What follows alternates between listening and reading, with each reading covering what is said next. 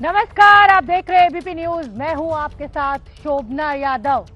गृह मंत्री अमित शाह बंगाल के दौरे पर और आज की ये सबसे बड़ी खबर, मिदनापुर में करेंगे रैली। मंच पर होंगे टीएमसी के कद्दावर नेता जो अब टीएमसी से इस्तीफा दे चुके हैं, शुभेंदु अधिकारी, यानी ममता के गढ़ में ललकारने की पूरी तैयारी गृह मंत्री अमित शाह ने कर ली है। और हम आपको बता दें कि लगातार अमित शाह जिसे कहा जाए कि दौरे कर रहे हैं। नवंबर के बाद ये उनका दूसरा दौरा है। सिद्धेश्वरी मंदिर आज वो पहुंचे दर्शन करने के लिए, महामाया मंदिर भी जाएंगे और 2 दिवसीय दौरे पर गृह मंत्री अमित शाह पहुंचे हुए हैं। दोपहर 2:30 बजे के करीब अमित शाह की मिदनापुर में रैली होनी है। सिद्धेश्वरी काली मंदिर के दर्शन के बाद वो निकले हैं और हम आपको बता दें कि बेलूजुरी गांव भी आज वो जाएंगे। किसान के घर वो लंच करेंगे और सुन लेते हैं गृह मंत्री अमित शाह ने आज क्या कुछ कहा। ये मेरा सौभाग्य है कि वीर शहीद खुदीराम बोस के जन्म स्थान पर आकर यहाँ की मिट्टी को कपाल पर लगाने का मुझे सौभाग्य मिला है। स्वतंत्रता संग्राम में बंगाल और बंगाली सपूतों का योगदान भारत कभी भुला नहीं सकता और खुदीराम बोस यही परंपरा के वाहक थे और वो वीर युवा था जिन्हें सिर्फ 18 साल की उम्र में अंग्रेजों के खिलाफ लड़ते लड़ते हाथ में गीता पकड़कर अपने आप को फांसी की फंदे को चूमने का साहस था। उनकी लोकप्रियता उस वक्त पूरे देश भर में इतनी थी कि कुछ बुनकरों ने धोती पर खुदीराम बोस लिखना शुरू किया और वो धोती बंगाल के युवाओं की प्रेरणा स्रोत बनी, आजादी के आंदोलन का प्रतीक बनी। और वंदे मातरम का वो नारा जो खुदीराम बोस ने फांसी पर चढ़ते हुए बोला था, वो पूरे बंगाल और भारत के युवा का एक आजादी के स्वप्न का नारा बन गया। संजोग ही है कि आज ही के दिन राम प्रसाद बिस्मिल, अशफाकुल्ला खान और ठाकुर रोशन सिंह को फांसी दी गई थी। आज ये तीनों वीर शहीदों का शहीद दिन भी है। बंगाल के अंदर मैं आया हूं, तब इस भूमि पर आकर इस भूमि की मिट्टी को सर पे लगाकर एक नई चेतना और ऊर्जा का अनुभव कर रहा हूं। और मैं आज यहां से देश भर के युवाओं को भी कहना चाहता हूं कि हमें देश के लिए मरने का मौका तो नहीं मिला है, मगर देश के लिए जीने का मौका हमें जरूर मिला है। और खुदीराम बोस को याद कर कर हमने उसी रास्ते को प्रशस्त करना चाहिए और मोदी जी के नेतृत्व में एक मजबूत, सशक्त, सुरक्षित भारत का निर्माण करना चाहिए।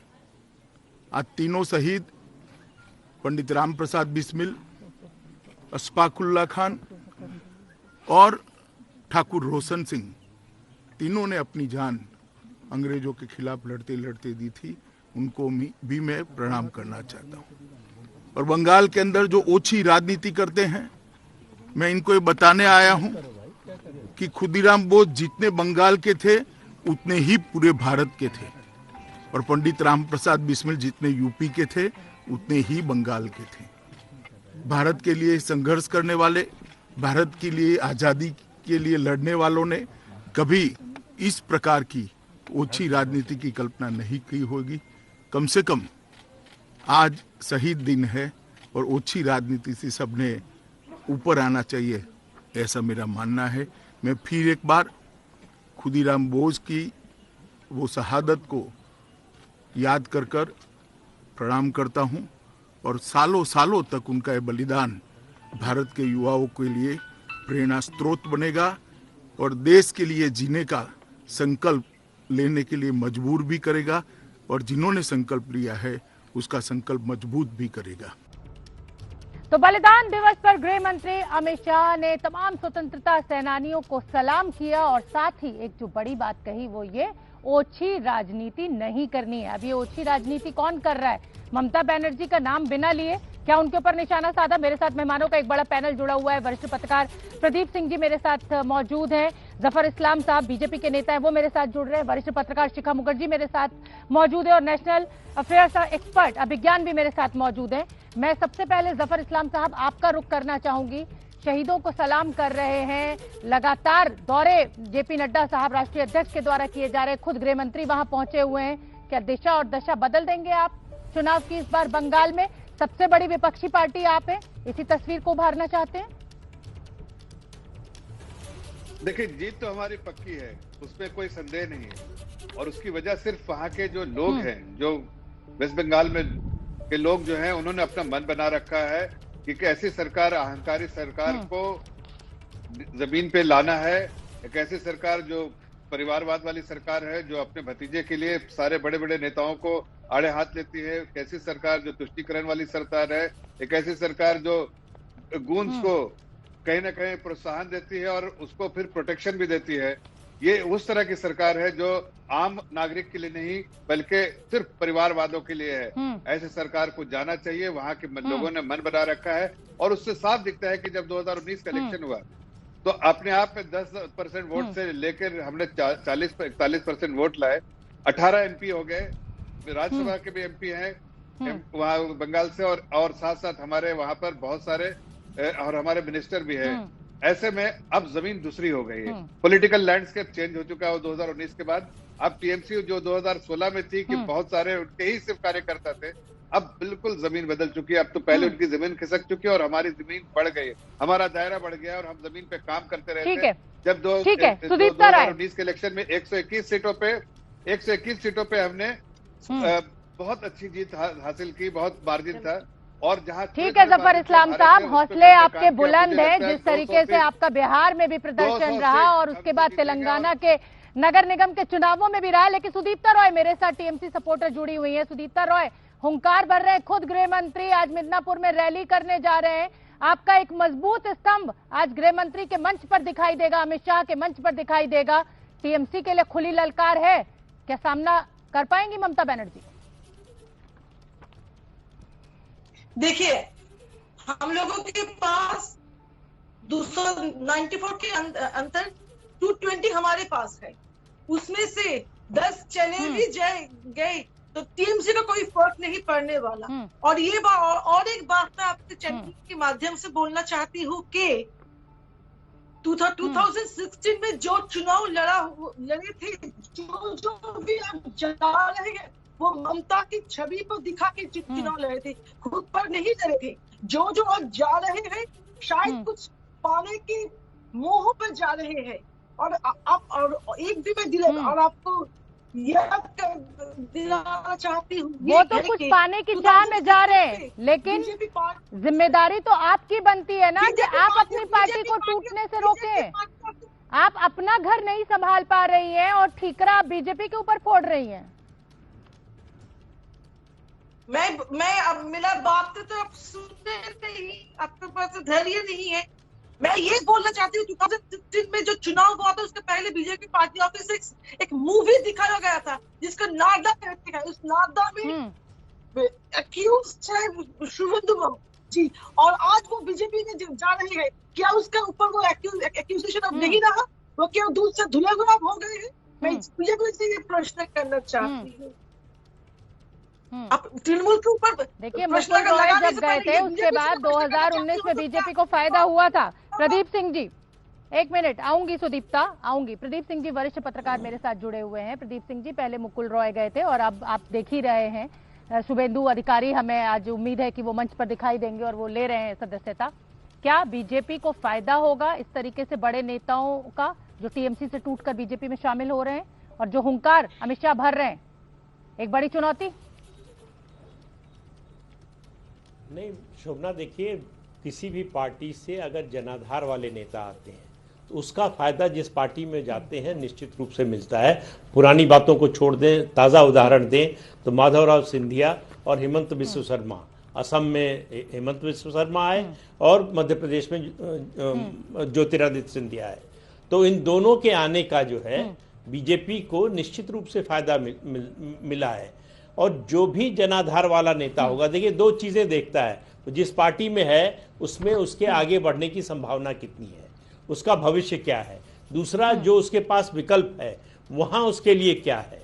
अगर उसको लगता है कि हम जहां हैं उससे बेहतर विकल्प है तो वहां जाता है, वरना वो अपनी पार्टी में थोड़ा गम खाकर भी रहता है। लेकिन जिस तरह से लोग छोड़कर जा रहे हैं टीएमसी से, खासतौर से अगर शुवेंदु अधिकारी आज ज्वाइन करते हैं, बीजेपी में शामिल होते हैं, तो ये ममता सरकार के लिए और तृणमूल कांग्रेस दोनों के लिए बहुत बड़ा झटका होगा, बहुत बड़ा नुकसान होगा। उसकी भरपाई अगले 5 महीने में नहीं होने वाली। बाद में कोई नेता उभर जाए अलग बात है, क्योंकि शुवेंदु अधिकारी जो है तृणमूल की नींव का पत्थर है। तो नींव का पत्थर जब खिसकता है तो इमारत जरूर जो है वो हिलती है। बिल्कुल। अभिज्ञान भी मेरे साथ जुड़े हुए हैं। अभिज्ञान, आपने देखा किस तरीके से बीजेपी ने बंगाल में अपने लिए एक जमीन तैयार कर ली है। सबसे बड़ा विपक्षी दल बनकर बीजेपी उभरी है। जहां वाम और टीएमसी के बीच में लड़ाई होती थी, अब बीजेपी एक बड़ी फाइट में नजर आ रही है।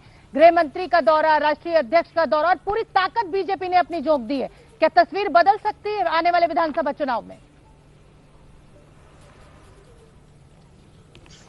बहुत अच्छा पॉइंट है शोभना। और आपने जो सवाल कहा टीएमसी के लोगों को, उनको अपना घर संभालना पड़ेगा। देखिए, अमित शाह पॉलिटिकली बहुत एस्ट्यूट आदमी है, तो कोई ऐसी चीज अमित शाह करते ही नहीं जिसके पीछे एक राजनीतिक समझ और कैलकुलेशन नहीं हो। बड़ा प्रश्न यहां पर क्या है? Mamata Banerjee was the new left. अब ममता बनर्जी के बाद ऑपोजिशन स्पेस खाली है, और वो ऑपोजिशन स्पेस जो है वो जो 7-8 साल पहले हम सोच भी नहीं सकते थे कि बीजेपी कोई विकल्प होगी विपक्ष का वेस्ट बंगाल में, वो स्पेस बीजेपी ने ऑक्यूपाई की है। तो अब उसमें क्या होता है कि जब कोई चेहरे आते हैं, जैसे शुभेंदु अधिकारी का जिक्र हो रहा है, तो ये एक किस्म का सिंबॉलिज्म लाते हैं पार्टी के लिए, यहां पर भारतीय जनता पार्टी के लिए, कि देखिए एक समय में लेफ्ट के राज वाला जो वेस्ट बंगाल था, कांग्रेस की प्रेजेंस वाला वेस्ट बंगाल था, जहां से ममता बनर्जी निकली थी, आज वो बीजेपी के प्रेजेंस वाला वेस्ट बंगाल है। तो ममता बनर्जी को तो शर्तिया चिंतित होना चाहिए, इसमें तो कोई डिबेट ही नहीं है। दूसरा, अमित शाह छोटी अलायंसेस और नेताओं को जोड़ने के बहुत माहिर हैं। मैं 2014 से उनको नोटिस कर रहा हूं, और मैंने पहले भी कहा है उत्तर प्रदेश की वजह से खास तौर पर, कि वो छोटी अलायंसेस को सिग्निफिकेंटली अपने डोमेन में लाकर उसको एक बड़ी तस्वीर देना जानते हैं, उनकी बड़ी महारत है। तो मैं अगर ममता बनर्जी हूं तो मैं बहुत चिंतित रहूंगा इस वक्त, क्योंकि व्यक्ति विशेष का सवाल नहीं कि कौन व्यक्ति आ रहे हैं, ममता बनर्जी के की प्लेयर बीजेपी में आ रहे हैं, कहीं ऐसा ना हो कि अमित शाह इसके बाद ममता बनर्जी की पार्टी के प्लेयर्स को तोड़ने की झड़ी लगा दे, और वहां से फिर प्रॉब्लम चालू हो जाएगी जमीन पर ममता बनर्जी के लिए, क्योंकि वेस्ट बंगाल की पॉलिटिक्स कार्डर बेस्ड है, और उन्होंने मिदनापुर जैसी जगह चुनी है जिसका अपने आप में एक इतिहास है, हम सब जानते हैं, उसकी डिटेल में मैं अभी नहीं जाऊंगा। तो ये फियर होना चाहिए ममता बनर्जी का आज की डेट में। तो मतलब एक बड़ी चुनौती कहीं ना कहीं खड़ी कर दी है बीजेपी ने तृणमूल कांग्रेस की ममता बनर्जी के लिए। एक बहुत छोटे से ब्रेक के लिए यहां रुक रही हूं, फौरन लौट के आ रहे हैं। तमाम मेहमान हमारे साथ बने हुए हैं और गृह मंत्री अमित शाह के दौरे पर भी हमारी नजर बनी हुई है।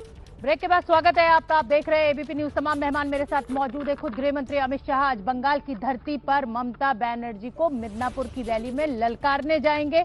2:30 बजे ये रैली शुरू होनी है। जफर इस्लाम साहब का मैं रुख कर लेती हूँ। जफर इस्लाम साहब, ठीक है, लेकिन ये भी आपको समझना होगा कि ममता बनर्जी की पकड़ है बंगाल की धरती पर।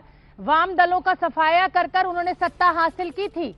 हो सकता है आप उनके बड़े नेताओं को तोड़ लें, लेकिन लड़ाई उतनी आसान भी नहीं है। देखिए शोभना जी, मैं एक बात कह रहा हूँ, किसी बड़े शायर ने एक बात कही थी, मैं उसको दोहरा रहा हूँ, उससे शायद आपको अंदाजा ये हो जाएगा कि आज उनकी स्थिति क्या है मानसिक तौर से भी और जमीनी तौर से भी।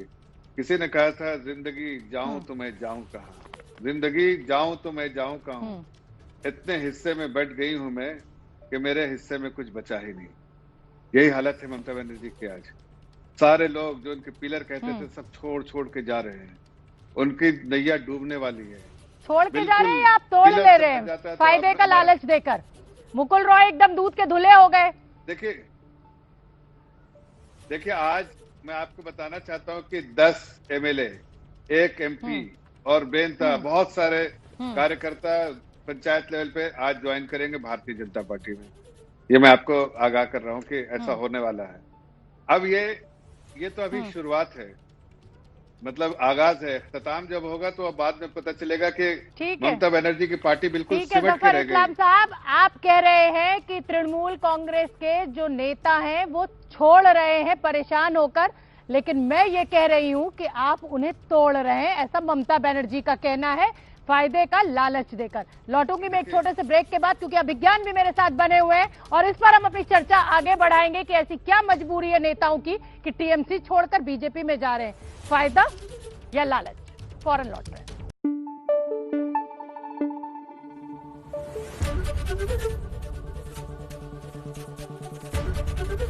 एबीपी न्यूज आपको रखे आगे।